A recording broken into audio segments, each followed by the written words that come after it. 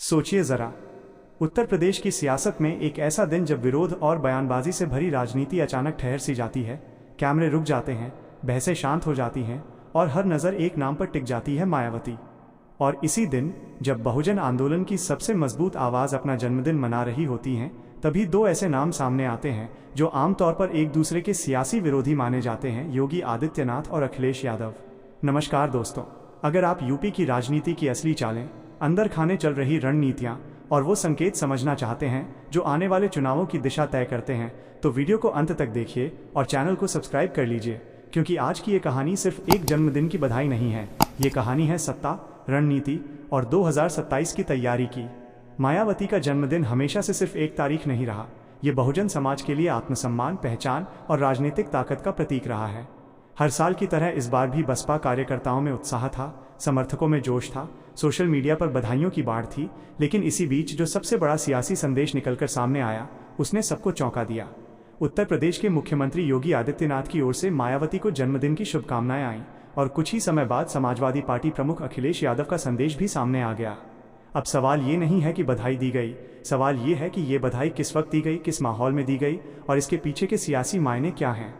योगी आदित्यनाथ, जिन्हें एक सख्त प्रशासक और हिंदुत्व की राजनीति का चेहरा माना जाता है, और अखिलेश यादव, जो खुद को समाजवादी विचारधारा और पीडीए राजनीति का प्रतिनिधि बताते हैं, दोनों का एक ही समय में मायावती को बधाई देना कोई सामान्य संयोग नहीं माना जा रहा। राजनीतिक जानकारों का कहना है कि यूपी की राजनीति में जब भी मायावती केंद्र में आती हैं, तो इसका मतलब सिर्फ बसपा नहीं होता। इसका मतलब होता है वो वोट बैंक, जिसे आज भी कोई भी पार्टी पूरी तरह नज़रअंदाज नहीं कर सकती। दलित वोट, खासकर जाटव वोट, आज भी सत्ता की चाबी माना जाता है और यही वजह है कि मायावती का एक बयान, एक इशारा या एक फैसला पूरे राजनीतिक समीकरण को पलट सकता है। योगी आदित्यनाथ की बधाई को अगर गहराई से देखें तो ये सिर्फ औपचारिक शिष्टाचार नहीं लगती। भाजपा जानती है कि 2024 के बाद अब सीधी नज़र 2027 पर है और यूपी में सत्ता बनाए रखने के लिए हर वर्ग को साधना जरूरी है। मायावती का प्रभाव भले ही पिछले कुछ चुनावों में सीटों के हिसाब से कम दिखा हो, लेकिन वोट प्रतिशत और सामाजिक प्रभाव आज भी एक सच्चाई है। वहीं अखिलेश यादव की बधाई भी अपने आप में कई सवाल खड़े करती है। समाजवादी पार्टी और बसपा का रिश्ता कभी दोस्ती, कभी दूरी और कभी सीधी टकराव की कहानी रहा है। 2019 का गठबंधन, फिर उसका टूटना, आरोप प्रत्यारोप और राजनीतिक कटाक्ष, सब कुछ यूपी की जनता ने देखा है।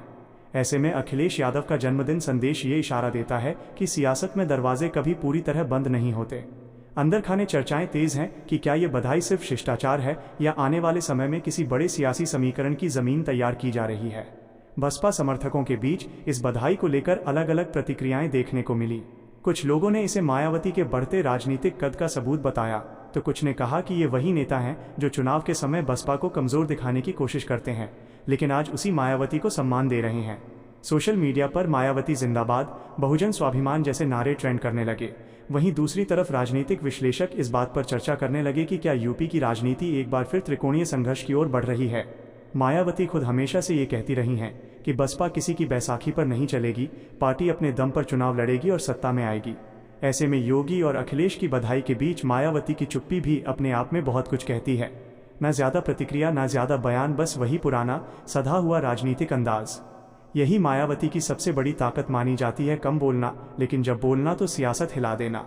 जानकारों का कहना है कि दलित समाज के बीच ये संदेश साफ गया है कि मायावती आज भी इतनी महत्वपूर्ण है कि उनके जन्मदिन पर सत्ता और विपक्ष दोनों उन्हें नज़रअंदाज नहीं कर सकते। ये बधाई दरअसल मायावती के राजनीतिक अस्तित्व की स्वीकारोक्ति है। एक समय था जब कहा जाने लगा था कि बसपा हाशिए पर चली गई है, लेकिन ऐसे मौक़ों पर यह साफ हो जाता है कि यूपी की राजनीति में मायावती का अध्याय अभी खत्म नहीं हुआ है। आने वाले महीनों में अगर बसपा ज़मीनी स्तर पर सक्रिय होती है, संगठन को मजबूत करती है और सामाजिक मुद्दों को आक्रामक तरीके से उठाती है, तो 2027 का चुनाव कई लोगों की उम्मीद से कहीं ज़्यादा रोचक हो सकता है। योगी आदित्यनाथ और अखिलेश यादव की बधाई को एक और नज़रिए से भी देखा जा रहा है, राजनीतिक शालीनता और लोकतांत्रिक परंपरा के तौर पर। लेकिन यूपी की राजनीति में कुछ भी सिर्फ परंपरा नहीं होता। यहाँ हर शब्द, हर ट्वीट और हर बधाई का अपना सियासी मतलब होता है। यही वजह है कि ये जन्मदिन सिर्फ केक काटने और शुभकामनाओं तक सीमित नहीं रहा, बल्कि ये एक सियासी संदेश बन गया। संदेश ये कि मायावती अभी भी गेम में है, बहुजन राजनीति अभी जिंदा है और आने वाले समय में यूपी की सियासत में बड़े उलटफेर संभव हैं। सवाल अब ये है कि क्या मायावती इस मौके को सिर्फ सम्मान तक सीमित रखेंगी या इसे एक नई राजनीतिक शुरुआत में बदलेंगी। क्या बसपा फिर से आक्रामक अंदाज में मैदान में उतरेगी या कोई बड़ा सियासी दांव खेलेगी। इन सभी सवालों के जवाब आने वाला वक्त देगा, लेकिन इतना तय है कि मायावती के जन्मदिन पर आई ये बधाइयाँ सिर्फ शब्द नहीं थीं, ये 2027 की सियासत का ट्रेलर थी। और जैसे जैसे मायावती के जन्मदिन पर आई इन बधाइयों की गूंज बढ़ती गई, वैसे वैसे यूपी की राजनीति में हलचल भी तेज होती चली गई। राजनीतिक गलियारों में बैठकों का दौर शुरू हो गया। विश्लेषक अपने अपने आकलन लगाने लगे और सोशल मीडिया पर बहस छिड़ गई कि आखिर योगी आदित्यनाथ और अखिलेश यादव ने एक ही दिन लगभग एक ही अंदाज में मायावती को बधाई देकर क्या संदेश देना चाहा। जानकार मानते हैं कि ये संदेश सिर्फ मायावती के लिए नहीं था, बल्कि सीधे सीधे उस बड़े वोट बैंक के लिए था जो पिछले कुछ सालों से खुद को राजनीतिक तौर पर उपेक्षित महसूस कर रहा है।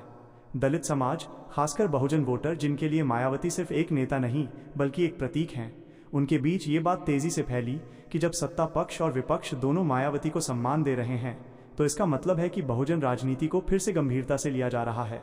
यही वजह है कि बसपा के पुराने कार्यकर्ताओं में नई ऊर्जा देखने को मिली।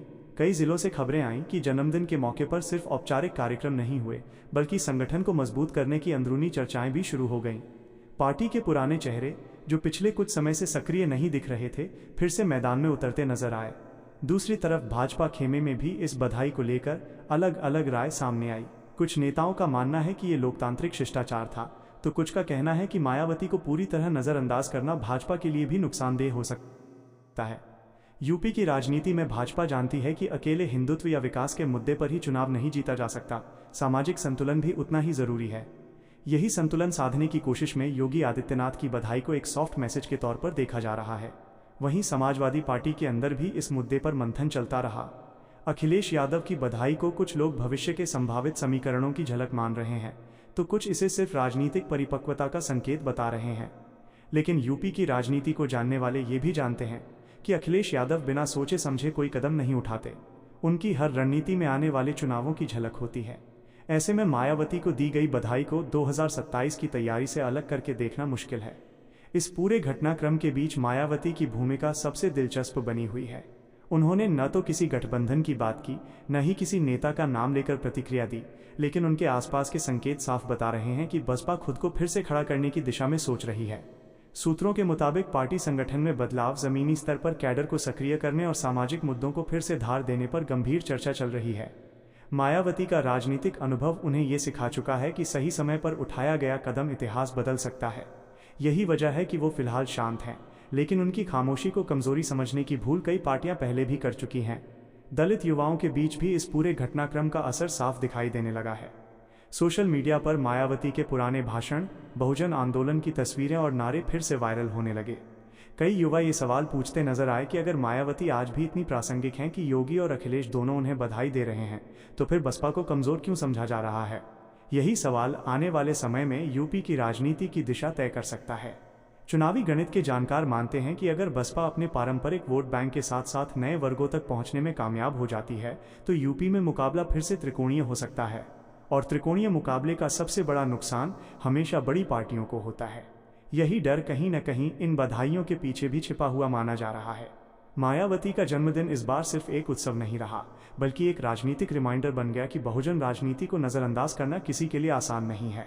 आने वाले दिनों में अगर मायावती कोई बड़ा ऐलान करती हैं या बसपा जमीनी आंदोलन की ओर बढ़ती है, तो ये जन्मदिन यूपी की राजनीति में एक टर्निंग पॉइंट के तौर पर याद किया जाएगा।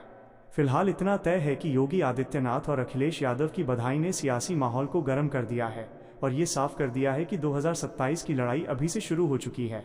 ये लड़ाई सिर्फ सीटों की नहीं होगी, बल्कि सम्मान, पहचान और सामाजिक न्याय की भी होगी। और इस लड़ाई के केंद्र में एक बार फिर मायावती का नाम सबसे ऊपर लिखा जा रहा है।